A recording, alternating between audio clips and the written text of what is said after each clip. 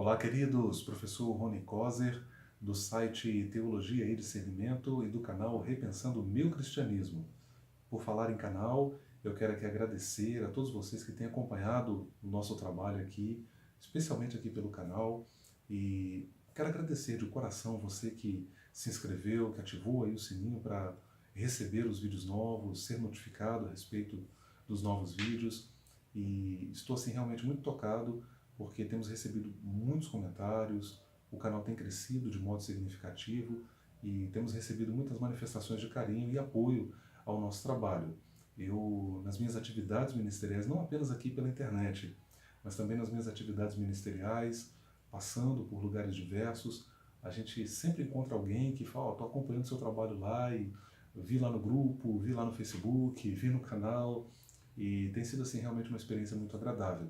E eu agradeço a você que acompanha, que assiste, que comenta, que parabeniza, que concorda, que discorda. Isso também é importante. A gente tem visto pessoas que têm feito isso aqui no canal de modo cristão, respeitoso. Isso para mim é importante. Eu agradeço a todos vocês que deixam lá um comentário de modo sincero e a gente vai naturalmente aqui tentar responder também de modo respeitoso, sempre entendendo que a participação de vocês é fundamental, é importante. Eu, neste vídeo, estou dando continuidade a um projeto que há muito tempo está em meu coração, que é disponibilizar uma série de vídeos falando sobre pentecostalismo clássico.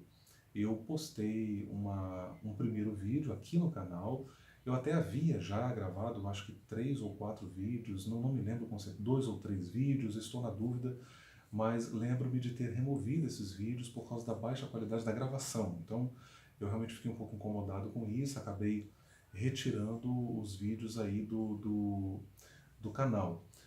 Esse vídeo aqui no canal oficialmente é o vídeo número 2. No primeiro vídeo eu apresentei uma resposta a um vídeo do irmão Iago Martins, onde ele falava sobre a questão das línguas estranhas, e neste segundo vídeo eu considerei importante, por estarmos no começo desta série, a minha ideia, é claro, é postar novos vídeos, mas eu considerei importante já no começo desta série disponibilizar aqui uma abordagem sobre as diferenças entre pentecostalismo clássico e neopentecostalismo.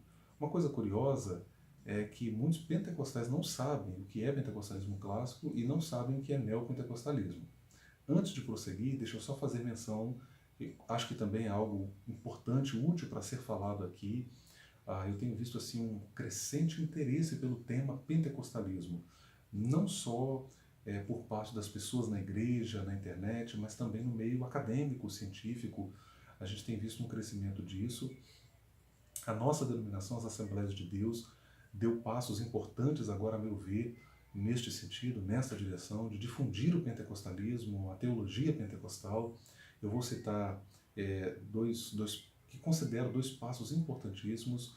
O primeiro que foi a criação da Rede de Estudos Pentecostais Assembleanos. Lá, a comissão, que tem uma revista também eletrônica, uma revista científica, a comissão científica, composta ali por um colegiado de estudiosos respeitados, sérios, e a comissão é liderada pelo Dr. Clayton. Inclusive, eu tive o privilégio de ter um artigo meu veiculado também na revista, está disponível no site, qualquer pessoa pode acessar. E também recebi ontem um e-mail do professor Israel de Araújo, possivelmente aí o maior historiador do movimento pentecostal, que escreveu o dicionário do movimento pentecostal, ele que agora é diretor da FAICAD, e a faculdade, lá no caso a FAICAD, que é a Faculdade das Assembleias de Deus, no Rio de Janeiro, ela está disponibilizando uma pós-graduação em Teologia Pentecostal. Também achei isso fantástico e uma iniciativa que ajuda justamente no sentido de difundir e a gente convive, nós pentecostais, convivemos também com muito preconceito, pessoas que atacam o movimento, sem de fato entender, sem de fato conhecer a fundo, com muita frequência eu vejo pessoas abordando, até aqui mesmo no canal, lá no primeiro vídeo da série, eu vi alguns comentários que refletem justamente este desconhecimento do que de fato é o pentecostalismo e que é possível olhar para o pentecostalismo e identificar nele um movimento específico que está na sua origem, que nós entendemos que é o pentecostalismo clássico, ok? Eu vou começar então aqui apresentando como um primeiro elemento que eu considero fundamental que distingue de modo muito claro o pentecostalismo clássico do neopentecostalismo. Eu, professor Rony, isso é um posicionamento pessoal, eu defendo que o neopentecostalismo não é um movimento derivado do pentecostalismo. Eu defendo que o neopentecostalismo é outro movimento, isso já foi afirmado na academia teológica e por razões que algumas inclusive eu já vou evidenciar aqui, e claro, quem sabe a gente retoma isso também mais à frente, também no artigo que escrevi, que foi veiculado pela revista Obreiro, um periódico, uma publicação da CPAD, eu fiz menção disso também no meu artigo intitulado Uma Defesa do Pentecostalismo Clássico, e eu vou começar destacando aqui esse primeiro elemento que eu considero fundamental no pentecostalismo clássico e que é um divisor de águas entre ele e o neopentecostalismo. Marca uma distinção muito clara. Que elemento é este? A ênfase nas escrituras. O pentecostalismo clássico, ele sempre deu ênfase à palavra de Deus. Sempre se preocupou em, se você olhar, com exceção da Congregação Cristã do Brasil, que está dentro do pentecostalismo clássico também, é considerada uma denominação que está dentro desta matriz, mas excetuando-se a Congregação Cristã no Brasil, se você olhar a Assembleia de Deus, ela sempre foi uma denominação muito preocupada em produzir literatura voltada ao ensino bíblico e para dar suporte aos programas de ensino bíblico das diversas igrejas espalhadas pelo país. Se você estuda a história da Assembleia de Deus, você vai ver que tão cedo já surgem aí periódicos como o jornal Boa Semente. A CPAD vai ser criada também já na década de 40 e, de fato, sempre investindo, por exemplo, na questão da escola dominical, que sempre foi um carro-chefe para casa. E conquanto o movimento pentecostal ele não tenha uma tradição de ensino teológico tão bem estruturado, tão bem, digamos assim, sedimentada, como as igrejas históricas o têm, mas o fato é que dizer também que o movimento pentecostal não tem uma tradição de ensino bíblico é, no mínimo, não saber nada de pentecostalismo, porque eu falo com alguém que está no movimento pentecostal há nada menos que uma vida inteira. Então, sempre houve, sim, esta preocupação. O movimento pentecostal sempre se identificou muito com a palavra de Deus, com a Bíblia, com o lugar da Bíblia. Inclusive, alguns teólogos têm indicado o valor, a contribuição do pentecostalismo como estando na linha de frente no combate aos ataques do liberalismo teológico a pressupostos que são fundamentais para a igreja, como, por exemplo, o entendimento de que a Bíblia é a palavra de Deus. O liberalismo ele rompe radicalmente com este conceito, ele rejeita, até de certo modo, esta ideia, e dentre outras questões várias, e você tem alguns teólogos que indicam justamente isso, que o pentecostalismo ele está na linha de frente, justamente para preservar valores, preceitos, doutrinas, dogmas históricos da igreja, que foram, inclusive, levantados na Reforma Protestante, foram defendidos na Reforma Protestante. Você olha as igrejas de orientação neopentecostal, eu vou citar aqui três que são certamente as maiores representantes do movimento neopentecostal aqui no Brasil hoje. Nós temos a IURD, que é a Igreja Universal do Reino de Deus, a Internacional da Graça de Deus e também a Igreja Mundial do Poder de Deus. Você percebe que essas igrejas não têm realmente programas. Você tem a Internacional da Graça de Deus, que tem lá a grade, que tem os cursos teológicos, mas você percebe que não há uma tradição de ensino bíblico tão bem definida, tão bem sedimentada, como o tem as igrejas de orientação pentecostal, que historicamente sempre tiveram essa preocupação com a questão do ensino bíblico, e tem de fato uma tradição nisso. Então, você olha essas igrejas, você percebe claramente que até na fala dos seus líderes na televisão, nos cultos, você percebe que não há de fato um aprofundamento bíblico teológico. Então eu penso que essa é uma marca distintiva entre o pentecostalismo clássico e as igrejas neopentecostais. Marca uma diferença muito grande. Um outro ponto muito importante que eu quero destacar é a questão da liturgia. Alguém diz que não existe uma liturgia definida no movimento pentecostal. Eu discordo desse pressuposto, tanto com base teológica como com base experiencial, por fazer parte do movimento. Inclusive, eu não tenho dificuldade alguma aqui para definir a liturgia pentecostal, que é muito diferente da liturgia neopentecostal. O que está acontecendo, gente? O problema é que o pentecostalismo no Brasil está se neopentecostalizando. Você tem Assembleias de Deus aí, algumas igrejas, Assembleias de Deus até históricas, né, com décadas de existência, que estão adotando práticas neopentecostais. Eu acho que isso contribui para essa confusão que está havendo hoje entre o que é pentecostalismo clássico e o que é neopentecostalismo. Veja, a liturgia pentecostal, ela é sim delineada, ela é sim definida. Basicamente, ela tem o momento do louvor, basicamente ela tem o testemunho, aquilo que nós chamamos já há muitos anos de saudação, quando uma pessoa recebe uma oportunidade para ler um texto da Bíblia, fazer um comentário baseando-se nesse texto e muitas vezes também compartilhando testemunhos pessoais. Nós temos também o momento do ofertório, nós temos essa primeira parte do culto que engloba essas atividades, com os louvores que são cantados junto à congregação, e ao momento do ofertório, normalmente, e você tem também o momento da pregação da palavra, e é muito comum no movimento pentecostal que após a pregação você tenha, ou colado ali com a pregação, você tem o apelo para que as pessoas aceitem a Jesus. Essa expressão aceitar a Jesus, uma expressão muito cara no pentecostalismo clássico. Então você tem você consegue delinear, você consegue identificar o que é, o como é a liturgia pentecostal, quais são as etapas. Você olha para as igrejas neopentecostais, você até tem ali um momento de louvor, você tem lá um momento que seria uma pregação bíblica, mas geralmente não é, você percebe que não há profundidade bíblica, não há análise do texto, a pessoa que está falando geralmente não tem cultura bíblica, e geralmente isso é muito raro você encontrar um pregador de orientação neopentecostal que tem realmente capacidade, por exemplo, de pregar expositivamente, textualmente, né? Você percebe isso de modo muito claro.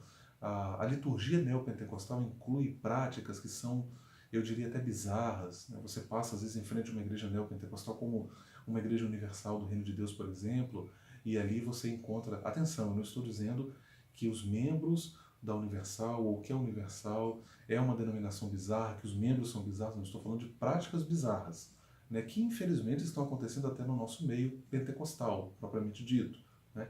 Igual uma vez eu passei em frente a uma Universal e tinha lá um tapete de sal, eu olhei assim, levei até um susto, aquele tapete de sal no meio do templo, aquela coisa, campanha do manto ungido, campanha da rosa ungida, são práticas que de fato, historicamente, não faziam parte da liturgia de um culto pentecostal clássico. Tá? Então, esse é um ponto distintivo também que eu considero muito importante. E ainda um terceiro ponto, a teologia do movimento pentecostal. Quando você olha a teologia do pentecostalismo clássico, essa teologia ela é uma teologia construída com base na Bíblia, com base num fazer teológico que coloca o movimento pentecostal perfeitamente, eu falo isso com total segurança do que estou dizendo aqui, na matriz das outras igrejas alinhadas, das outras igrejas protestantes que estão alinhadas com a reforma protestante. Eu até critico essa tendência hoje de se usar a palavra reformado como equivalente de presbiteriano, né? Porque, de certo modo, nós pentecostais também somos reformados. É claro, nós reconhecemos o valor do trabalho dos presbiterianos no sentido de realçar a teologia reformada, mas é preciso que se diga que há várias igrejas protestantes que estão alinhadas com os pressupostos da reforma e que nesse sentido são também reformadas. E aí nós incluímos também, entendemos estar incluídos, nós do movimento pentecostal também, como parte dessas igrejas que estão alinhadas com os pressupostos da reforma. E você percebe que há uma teologia, essa teologia ela é pneumagiológica, ela é uma teologia muito alinhada com a ação do Espírito. Eu diria para vocês que a nossa teologia, diferentemente do que muitos nos acusam, nós não somos experiencialistas, nós enfatizamos sim a experiência, porque a experiência está na Bíblia, porque a experiência é bíblica, porque a Bíblia está cheia de fatos, de relatos de pessoas que tiveram experiências com Deus. Mas nós não colocamos a experiência à frente da palavra de Deus, dos preceitos da palavra de Deus, muito pelo contrário, a experiência tem de ser julgada pela palavra. Então veja, a teologia pentecostal, ela é uma teologia que vem inclusive gerando literatura, teólogos de primeira grandeza. E quando você olha para as igrejas de orientação neopentecostal, você não percebe uma tradição de ensino bíblico, como já disse anteriormente, e muito menos uma tradição teológica. Você tem como até a base teológica deles é radicalmente condenada por teólogos pentecostais clássicos. Estou falando isso com a propriedade de quem lê teólogos pentecostais há quase 20 anos. Né? Então veja, qual é essa base teológica das igrejas neopentecostais? Basicamente, a teologia da prosperidade. Teologia da prosperidade que vem sendo duramente criticada por teólogos pentecostais clássicos. Né? Não é preciso ir longe para encontrar aí uma obra de teologia, de orientação pentecostal, onde os autores criticam, de fato, a teologia da prosperidade, que é também criticada por irmãos de outras denominações não pentecostais. Né? Então, a teologia da prosperidade vem sendo seriamente criticada já há vários anos. Então, veja que a teologia pentecostal, ela diverge radicalmente do pensamento teológico das igrejas de orientação neopentecostal. Então, são esses três pontos que eu considero distintivos. Eu não consigo definir a questão eu não consigo aqui pensar pentecostalismo clássico, neopentecostalismo, apenas em termos de datas. Isso é meio que uma tendência na sociologia, mas eu penso que essa definição do que é pentecostal e do que é neopentecostal precisa ser também e majoritariamente teológica. Teológica. Acho que não é apenas uma questão de datas. As datas são importantes, mas eu acho que mais do que isso é uma questão teológica. Né? De fato, você tem pessoas, vários teólogos, na verdade, que têm discorrido sobre isso, têm mostrado justamente as bases teológicas do movimento pentecostal, e há muita pesquisa também sobre as bases teológicas do movimento neopentecostal. Eu defendo a bandeira, no meu artigo que foi veiculado pela revista Obreiro, lá pela CPAD, uma defesa do pentecostalismo clássico, eu fiz uma crítica justamente a essa ideia de que o neopentecostalismo, na verdade eu defendi a ideia de que o neopentecostalismo não é um movimento derivado do pentecostalismo. Eu defendo que o neopentecostalismo é outro movimento estranho ao pentecostalismo clássico. Né? Porque como pentecostal clássico, eu olho para esse movimento e fico horrorizado.